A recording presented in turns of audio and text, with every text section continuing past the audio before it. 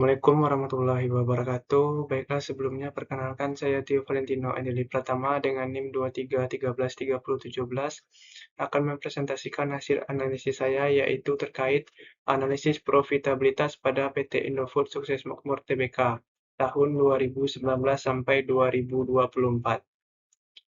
Baiklah, langsung saja ke materinya. Latar belakang. Profitabilitas merupakan indikator utama dalam menilai kemampuan perusahaan menghasilkan laba melalui pengelolaan aset, modal, dan operasional. PT Indofood Sukses Makmur Tbk sebagai perusahaan consumer goods terbesar di Indonesia memiliki peran penting bagi pasar, sehingga analisis profitabilitasnya melalui rasio ROA, ROE, NPM, dan GPM menjadi relevan bagi investor dan pemangku kepentingan.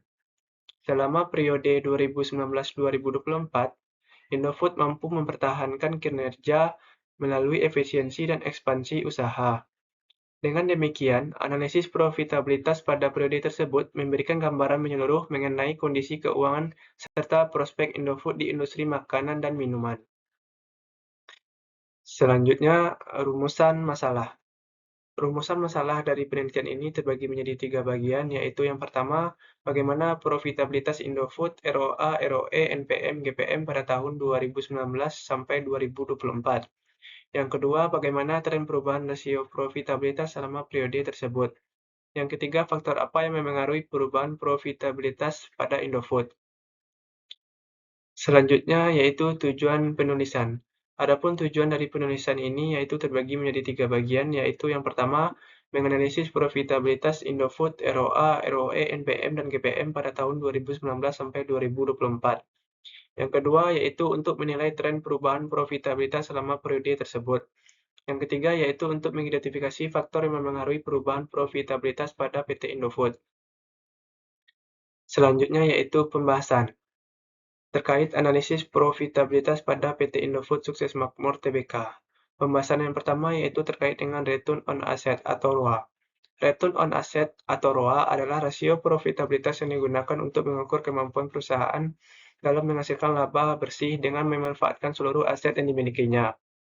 ROA dihitung dengan membandingkan laba bersih atau net income terhadap total aset. Brigham dan Houston tahun 2019.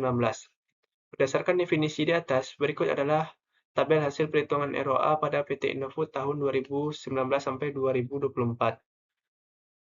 Seperti yang dapat kita lihat bersama, bahwasanya ROA PT Indofood pada tahun 2019 mencatat sebesar 6,1%. Pada tahun 2020, Indofood mencatat ROA-nya sebesar 5,4% atau turun dari tahun sebelumnya. Pada tahun 2021, PT Indofood memiliki ROA sebesar 6,2% atau naik dari tahun sebelumnya. Pada tahun 2022, PT Indofood mencatat ROA-nya sebesar 5,1% atau turun dari tahun sebelumnya.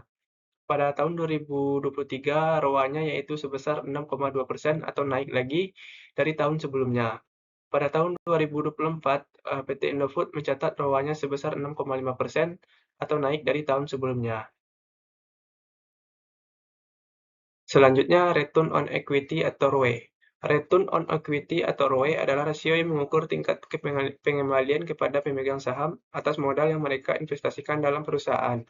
ROE dihitung dengan membandingkan laba bersih terhadap total ekuitas, Fahmi tahun 2020. Berdasarkan definisi di atas, berikut adalah tabel hasil perhitungan ROE pada PT Indofood tahun 2019 sampai 2024.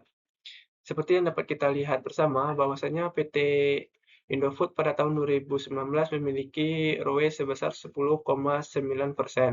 Pada tahun 2020, PT Indofood memiliki ROE sebesar 11,1% atau naik dari tahun sebelumnya. Pada tahun 2021, PT Indofood memiliki ROE sebesar 12,9% atau naik dari tahun sebelumnya. Pada tahun 2022, PT Indofood memiliki ROE sebesar 9,8% atau turun dari tahun sebelumnya. Pada tahun 2023, PT Indofood memiliki ROE sebesar 11,4% atau naik dari tahun sebelumnya. Pada tahun 2024, PT Indofood memiliki ROE sebesar 12% atau naik dari tahun sebelumnya.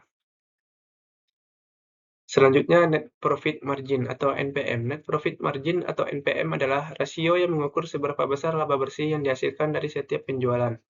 NPM dihitung dengan membagi laba bersih dengan penjualan Heri tahun 2020.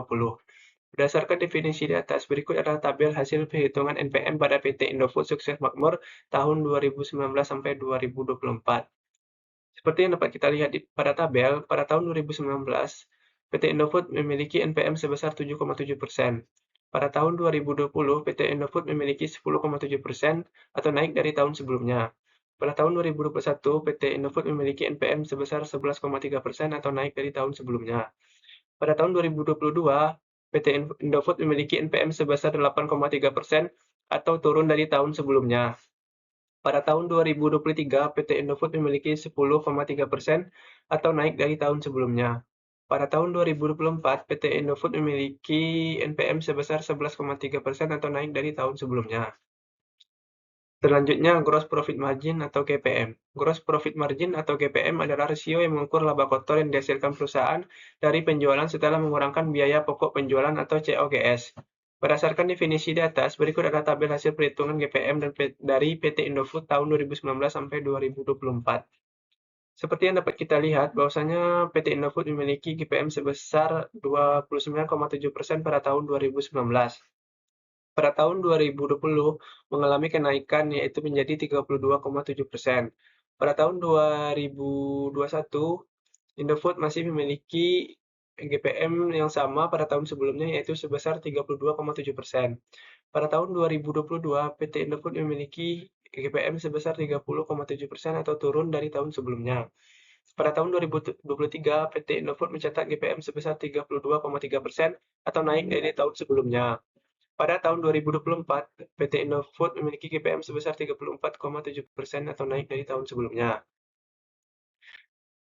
Selanjutnya, pembahasan terkait tren perubahan profitabilitas selama periode 2019 sampai 2024. Tren perubahan rasio profitabilitas PT Indofood Sukses Makmur Tbk selama periode 2019-2024 menunjukkan kinerja yang stabil dengan kecenderungan meningkat pada beberapa indikator utama.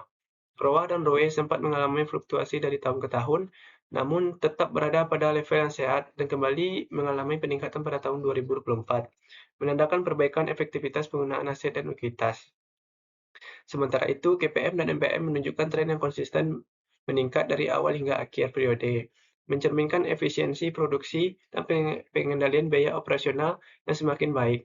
Secara keseluruhan, tren profitabilitas Indofood memperlihatkan kemampuan perusahaan mempertahankan profitabilitas yang kuat serta meningkatkan kualitas kinerja keuangan dari tahun ke tahunnya. Selanjutnya yaitu faktor yang memengaruhi perubahan profitabilitas pada Indofood tahun 2019 sampai 2024. Perubahan profitabilitas Indofood selama periode penelitian dipengaruhi oleh beberapa faktor internal dan eksternal.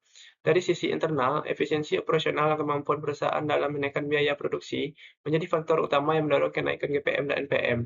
Selain itu, strategi ekspansi usaha serta pengelolaan aset dan likuiditas turut memengaruhi fluktuasi ROA dan ROE dari tahun ke tahun.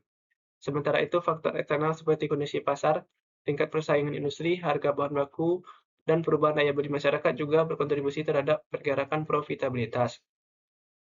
Kombinasi faktor-faktor tersebut menyebabkan adanya variasi pada setiap rasio, namun secara keseluruhan tetap menunjukkan penguatan kinerja keuangan Indofood. Selanjutnya kesimpulan. Berdasarkan hasil analisis profitabilitas, PT Indofood Sukses Makmur Tbk periode 2019 sampai 2024, dapat disimpulkan bahwa kinerja keuangan perusahaan menunjukkan kinerja yang stabil dan cenderung meningkat. Walaupun ROA dan ROE sempat mengalami fluktuasi, namun tetap berada pada tingkat yang sehat. Sementara itu, GPM dan NPM meningkat secara konsisten, mencerminkan efisiensi produksi dan operasional yang semakin baik. Secara keseluruhan, Indofood mampu mempertahankan profitabilitas yang kuat melalui pengendalian biaya, strategi ekspansi, serta pengelolaan aset dan likuiditas yang efektif.